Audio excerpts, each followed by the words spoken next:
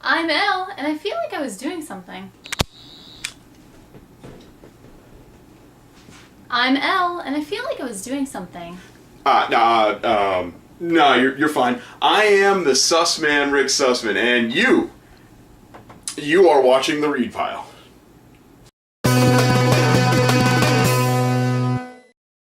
Alright, it is the week of July 30th, and here's some comic book news you can use. It is our biggest show yet, because it is the Comic-Con recap show. I think we could safely say that we are probably the last comic book news show to do Comic-Con, since we taped an episode just before, and now we're doing an episode just after. So we have a lot of things to get to. Probably most notable that happened literally after we put our show up, like within the hour, was Wonder Woman's new costume was debuted. Her Batman v Superman Dawn of Just Us superheroes, friends, and parties. Anyway, what did you think about her new costume? I was not entirely against it. You hear that? The angry nerd girl actually didn't have a problem with it, unlike the rest of the internet. There's always some negative there. Oh, forget. Do you want to hear? Oh, by all means. Okay. So, yes, we've all seen the memes people are creating and The Xena, you didn't even try. Well, I think it's hilarious. The Xena relation, it looks very similar. But here. Okay. Okay? Okay. I do like the costume. It's warrior. It's pretty photo accurate to the comic too. Like, yeah, it looks I don't exactly understand. like the costume. I feel that maybe the people that are complaining are the ones that don't actually read the comics. All right, well, fair enough. Let's. And maybe if they do, maybe they think she looks too skimpy. I don't know. Which it would be weird because if you want to really be accurate, it would be panties. Yeah. Well, we have a lot to get to, so let's move along. We saw we have a new season of Arrow, which we're both very excited about because Arrow is an awesome show. Yay! We're getting Ra's al Ghul or Ra's al Ghul, depending on who you are. We're getting Wildcat, who we were wrong about. No, but I am excited. I saw a picture of the actor. Yeah. And I'm like, Here's the thing. Have you noticed that they are literally just doing the Batman storyline with Green Arrow in the show Arrow? Like, now Ra's al Ghul is showing up. It is, which is funny because if you know anything about history of Green Arrow, he was created as a Batman ripoff. Like, if you don't know that, look it up. It's on Wikipedia, I assure you. So that's kind of cool, right? More Arrow. Like the CW's kind of hitting it out the park. They got Flash coming up too. Thoughts? I am excited, but I am disappointed in Wildcat. Yeah, it should have been the old cop. It really should have been. He always kept because he was always putting his dukes up in like every episode, and he was all scraggly and whatever. Yeah, you know what? I'm enjoying it. I'm It's a good show. enjoying it for being on CW. well, hey, don't worry so much about it being on CW because we have two network shows that we've been talking about. We've got NBC putting Constantine. Oh, by the way, it's 10 o'clock or 9 o'clock on a Friday. That's going to do real well. Thanks, NBC. And then we have Fox that's going to do Gotham sometime. I don't even know. Tuesdays after Family Guy. Is that going to be canceled? Which one? Gotham or Not Gotham. I mean, The Curse of Fox. What do you have? It's a live-action Fox show. Well, let's see. Firefly, which I didn't like, went 14 episodes. I'm sorry, it was terrible. Whatever. Whatever. Okay. All right. Firefly didn't go too far. That one show about like Jurassic Park, the TV series, remember that? Terra Nova. Terra Nova, yeah, that didn't do so great. Fox doesn't have There's a reason. Fox doesn't have a great history of live action. I'm talking about shows. good cancellations. Like if this show has any possibility of being good, there's a good chance it's still going to be canceled. Yeah. Constantine, you told me that you think this could open the door for characters like Zatanna. I am hoping. By the way, if anyone's interested, this is Zatanna's first appearance. I am hoping. I mean, think about it. Yeah. Okay. Okay, you know, Justice League Dark and you know, that whole We haven't had thing. one episode of Constantine, and you're already up to the Justice And League Dark. I've sped forward in time, and I'm like, no, it's going to happen. It's got to happen. Now, is Justice League Dark going to happen before Suicide Squad, or is Suicide Squad going to happen before Justice League Dark? I can't find any information on Suicide Squad spinoff. I see rumors and everything, but I cannot find anything. And I don't know if I'm just looking in the wrong spots. Someone's going to have to correct me. I need a prop for the next thing we're going to talk about. Or something. I don't know. I must not be looking at the right information. I want actual facts. But, oh well. But I am hoping that Constantine will open the door and maybe get more of the magic users. Yeah. I mean, Marvel. We know a Doctor Strange movie is coming. Well, we know a Doctor Strange movie is coming. So DC would kind of be foolish to not throw Dr. Fate out there. Same damn character. Or maybe you let Marvel test the water and see if anyone goes to see a Doctor Strange movie, and if they do, then you make your Dr. Fate movie. Nobody wants to know. The Helm of Fate is cool. All right, last bit of news from Comic-Con weekend that I think we want to talk about. This was part of the swag that we got from the Galvin Leatherworks box opening that we did, which you can find the video of that later. That is obviously a Deadpool cuff that was custom made by our friends at Galvin Leatherworks.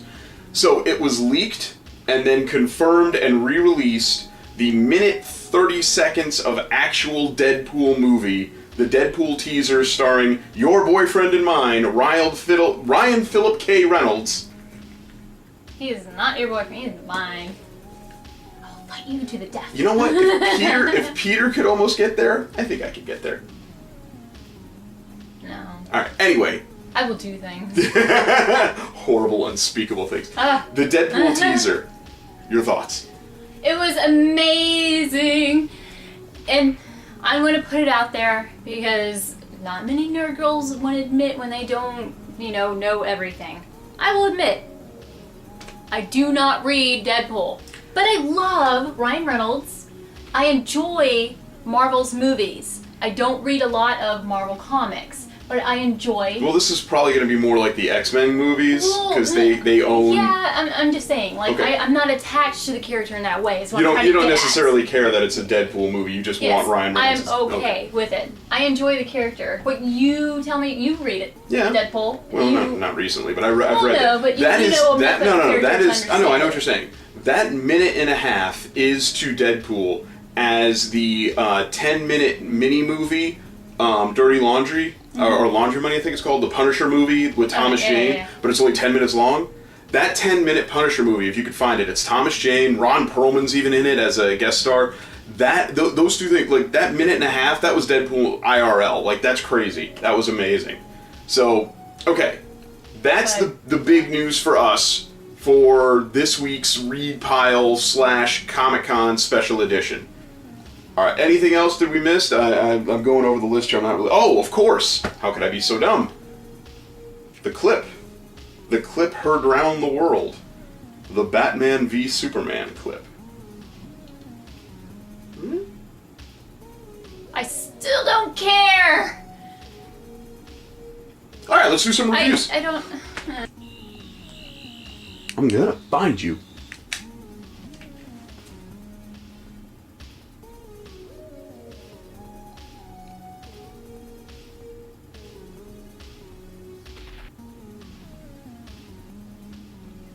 You're good. You're fine. Huh? Yeah. Reviews. Oh. Okay. All right. Ready for some comic book reviews. So, we are at Harley Quinn, number 8. Awesome story continues with her life on her own, new friends, so on and so forth. Still dealing with the whole somebody has a head out on her. If you don't know the joke, then I'm gonna ruin it for you right now because if you don't know this, you're not reading, obviously.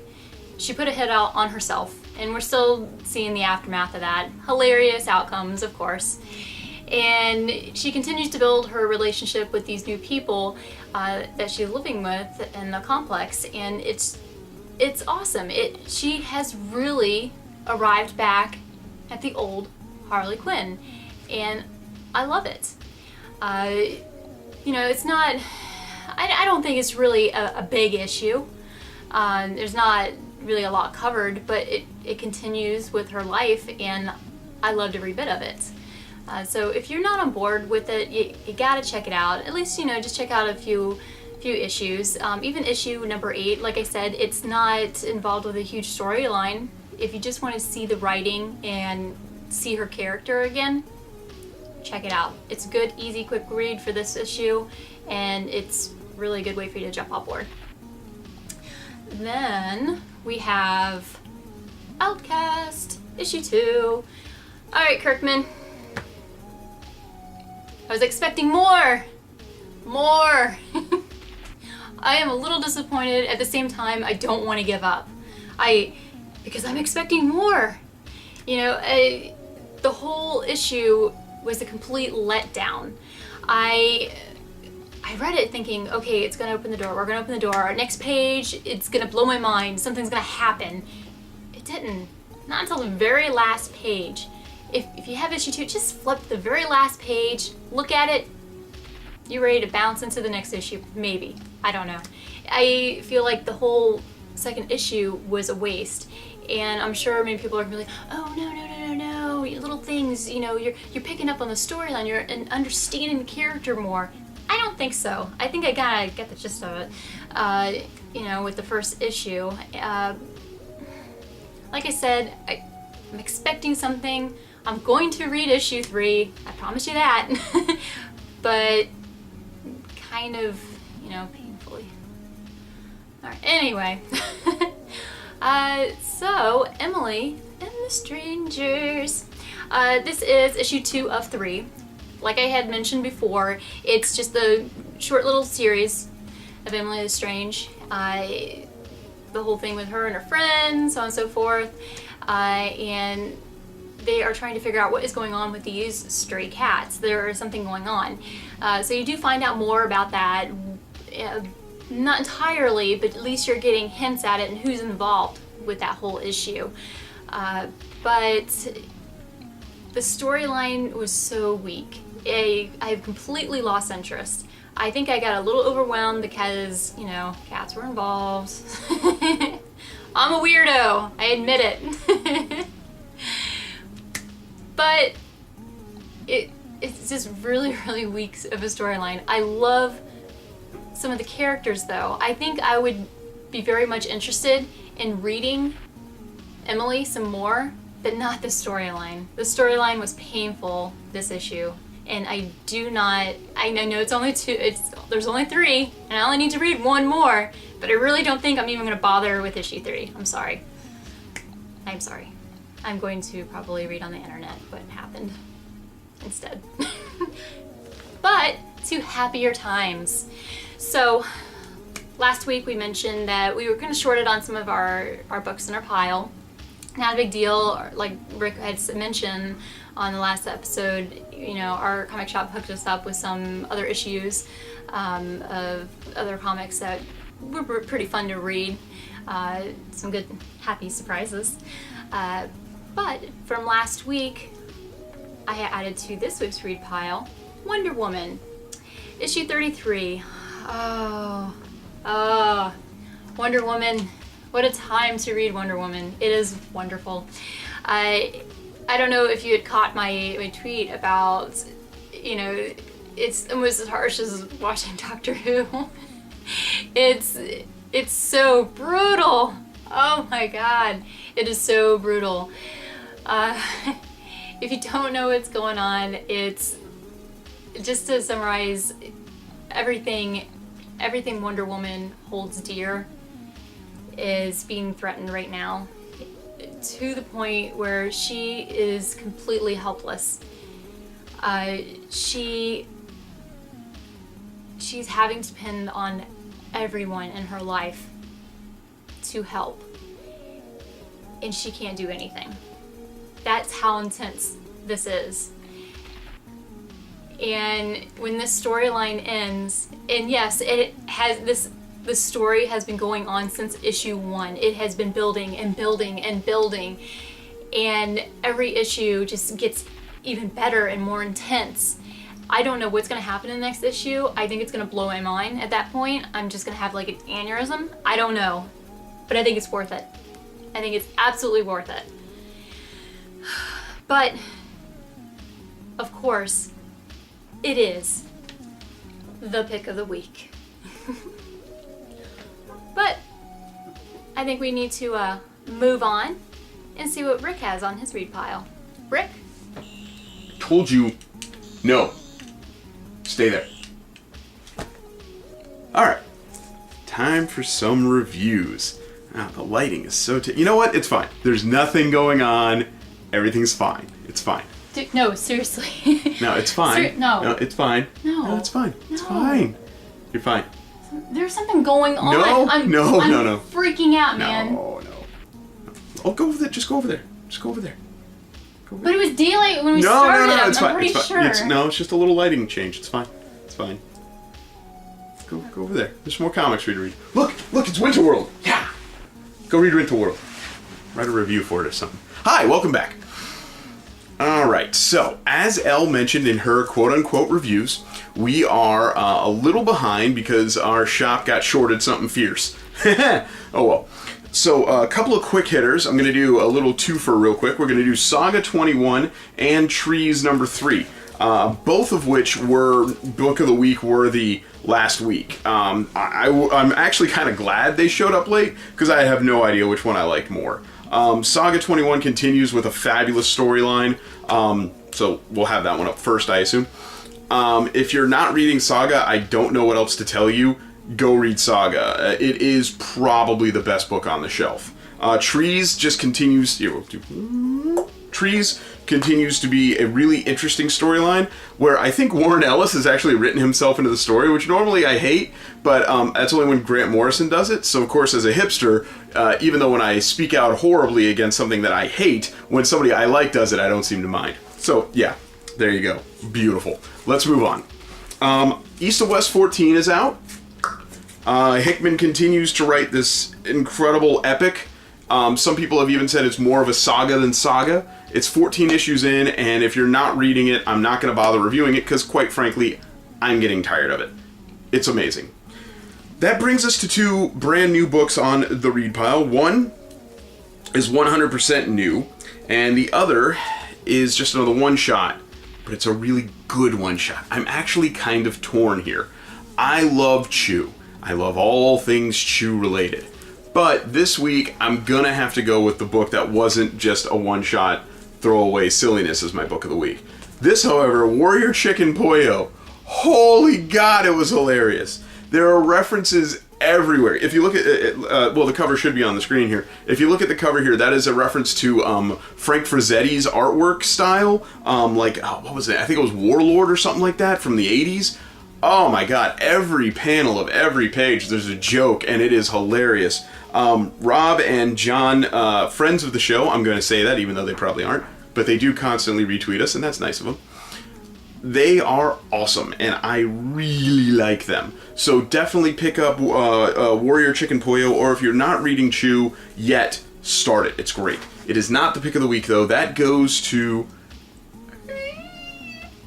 Red Sonja issue 0, written by Gail Simone. Now, before you start saying, oh, you're just giving Gail another happy birthday thing, or wow, Gail Simone and you guys are picking her as the pick of the week, just hear me out. I hadn't read any Red Sonja before I picked up the trade last week. The trade that I just sort of read on my own was fabulous. Red Sonja is a really interesting character, and I'd never read anything about her whatsoever until I read that trade. This week, issue 0 showed up. Okay, I'll give it a whirl. What's not to like? It is a one-shot style story that it doesn't, I think, take place before or after anything in particular, and I loved every page of it. The way Simone writes Red Sonja is the way that I feel like, it's going to sound silly, but I kind of wish I could hang out with Gail just to see if she actually talks like the way Red Sonja talks. I have a feeling she might. It was just that awesome. Definitely my pick of the week. Thank you once again for all the awesome. We will now return you to your regularly...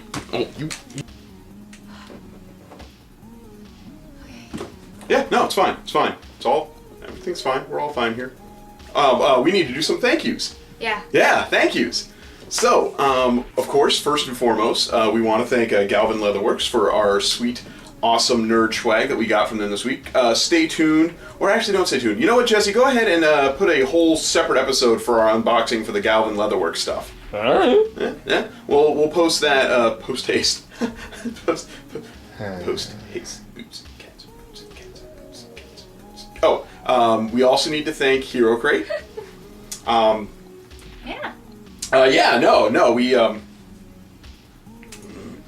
We need to thank HeroCrate, so let's bring in a graphic for them.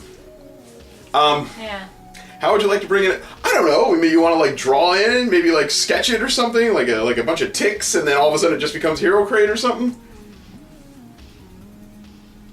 Like, I don't feel very good. no, you're fine. I tell you what, I'll just bring it in. Yeah, you know what? We'll just scribble it in. Jesse, can we scribble in HeroCrate? Yeah, sure, why not? All right, we'll scribble that. No, you're fine. You're fine.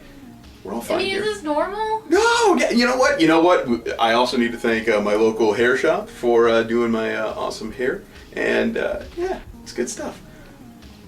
You okay? In other important news, we want to thank Cy. Thank you, Cy. Spencer for retweeting us.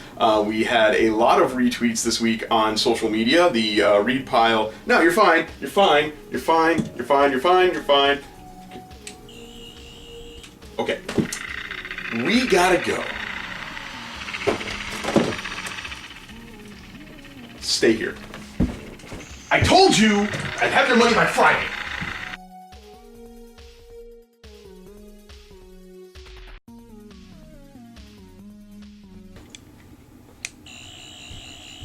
Mustard.